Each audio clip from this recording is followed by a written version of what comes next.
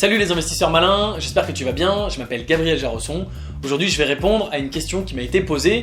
La question est la suivante, qu'est-ce que finalement la scalabilité? On l'entend partout, notamment dans le jargon des startups.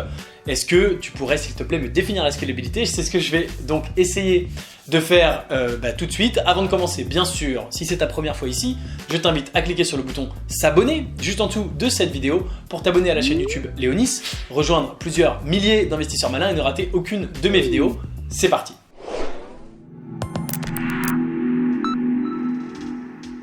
Pour commencer, déjà, la scalabilité, c'est pas un vrai mot français. Ça vient de l'anglais scalability et scalability en anglais, ça vient de to scale. Donc scale, c'est l'échelle, c'est en français ce qu'on appellerait les effets d'échelle. La scalabilité, résumée de façon extrêmement simple, c'est la capacité d'augmenter ton chiffre d'affaires, de gagner plus d'argent sans augmenter tes coûts. Prenons quelques exemples. Très concrets. Si tu prends la société Nike, eh bien, s'ils vendent 2 fois plus de chaussures, eh bien, ils doivent produire 2 fois plus de chaussures. Donc, ils vont gagner 2 fois plus d'argent, mais ils vont également dépenser 2 fois plus d'argent puisqu'il faut acheter 2 fois plus de matériaux, il faut des usines, il faut payer 2 fois plus de salariés et donc pour produire ces chaussures et donc dépenser 2 fois plus. Alors, Nike est un exemple un peu particulier parce que bien sûr c'est un tel volume qu'ils font justement ce qu'on appelle des économies d'échelle puisque justement le volume devient tellement important qu'ils arrivent à réduire le coût de chaque chaussure. Prenons un autre exemple, un business très classique qui a des effets d'échelle que moi j'aime beaucoup utiliser pour expliquer les effets d'échelle, c'est la société Uber. Tu connais probablement la société Uber, je l'espère en tout cas. Eh bien, la société Uber a des effets d'échelle puisque si la société se met à faire 2 fois plus de trajets, eh bien ils vont gagner 2 fois plus d'argent puisqu'ils vont prendre 2 fois plus de commissions sur les trajets. Leur business model, c'est une commission sur chaque trajet.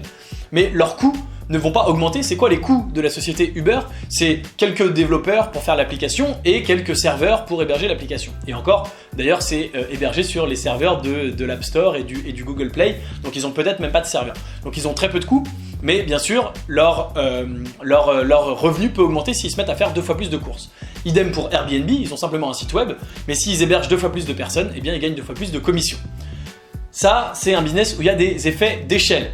Si tu reviens, pour te donner un autre exemple d'un business qui n'a pas d'effet d'échelle, c'est une société de services informatiques qui vend des développeurs, qui développent des produits pour des clients, qui développent des services informatiques. C'est un exemple qu'on me donne souvent. Ah oui, mais c'est de l'informatique, donc il y a des effets d'échelle. Eh bien non, puisque si tu veux doubler ton chiffre d'affaires, il faut que tu vendes 2 fois plus de projets à tes clients.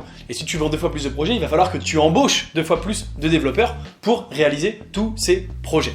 Donc à nouveau, pas d'effet d'échelle. Voilà ce qu'est la scalabilité. Donc retiens bien, c'est augmenter son chiffre d'affaires sans augmenter ses coûts. Ce qui veut dire que ta marge va augmenter, tu vas gagner beaucoup d'argent. C'est évidemment très répandu chez les startups et c'est notamment très répandu sur tout ce qui va être lié à Internet, donc les sites web, les applications smartphones.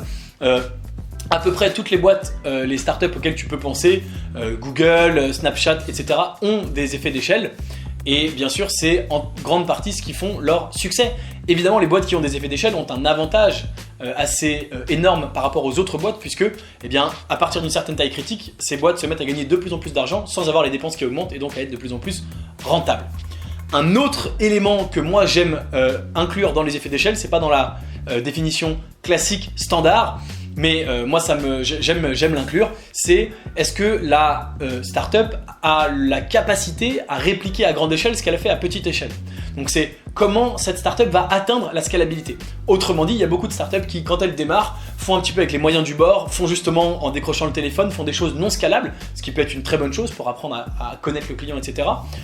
Font peut-être au départ avec les copains, les anciens collègues, les amis de papa-maman, etc., etc. Et bien sûr, moi mon métier c'est d'être investisseur et donc quand je vois une startup qui a par exemple fait X de chiffre d'affaires, disons 1000 euros, en général ils ont fait plus que 1000 euros, mais voilà 1000 euros, avec les moyens du bord, ma question c'est comment tu vas faire 10 000, comment tu vas faire 100 000 de façon automatisée. Si à chaque fois tu dois tout faire à la main, eh ben, tu vas pas pouvoir grossir puisque à nouveau tu vas devoir embaucher énormément de monde. Je te donne un exemple. Une startup un dossier que j'avais reçu, eh bien pour tous les 400 clients, je crois, ils avaient besoin d'un styliste à plein temps. C'était une startup qui proposait des habits, hein, tu t'en doutes. Et donc tous les 400 clients, il fallait un styliste qui s'occupait à plein temps de 400 personnes pour les aider, les conseiller, les accompagner. Et donc cette personne-là m'annonce très calmement qu'ils vont avoir 100 000 clients. Et donc j'avais fait le calcul, il fallait je sais pas combien de dizaines de stylistes, puisque tous les 400 clients, il faut un nouveau styliste, et donc en CDI. Et donc bien sûr, tu le sais, en plus, embaucher en France, ça coûte très cher, et donc tu te retrouves avec des coûts qui explosent quand le chiffre d'affaires lui aussi explose, et donc tu te retrouves à pas gagner d'argent. Donc est-ce que la startup sait comment gagner de l'argent, sait comment répliquer à plus grande échelle, et bien sûr sans intervenir de façon humaine. Voilà, j'espère que j'ai répondu à ta question, j'espère que maintenant tu comprends, j'espère que si toi aussi tu te posais la question, ça a été clair. S'il manque des éléments, si j'ai pas été assez clair, n'hésite pas à poser des questions complémentaires en commentaire de cette vidéo, je serai ravi d'y répondre, d'apporter plus de détails et si besoin de refaire une autre vidéo explicative. Si tu es arrivé jusqu'ici, bien sûr, mets-moi un petit like, ça fait toujours plaisir pour me dire que tu as apprécié ce contenu. Si tu n'es pas encore abonné, eh bien abonne-toi évidemment pour qu'on arrive à résoudre ce problème d'abonnement. Si tu n'es pas abonné, tu t'abonnes, problème résolu. Et bien sûr, la scalabilité fait partie de mes critères d'investissement. Si tu veux en savoir plus sur tous mes critères d'investissement, tu peux les télécharger gratuitement. En description de cette vidéo, il y a un lien. Tu mets simplement ton mail et tu les reçois immédiatement. Et je parle en long et en large de tous mes critères d'investissement, notamment de la scalabilité, qui sont les critères avec lesquels j'investis dans les startups. Et ça me réussit plutôt très bien. C'est tout pour cette vidéo. Tu peux regarder, si tu le souhaites, une autre vidéo de moi juste au-dessus de ma tête. Et je te dis à très bientôt pour une prochaine vidéo. Ciao.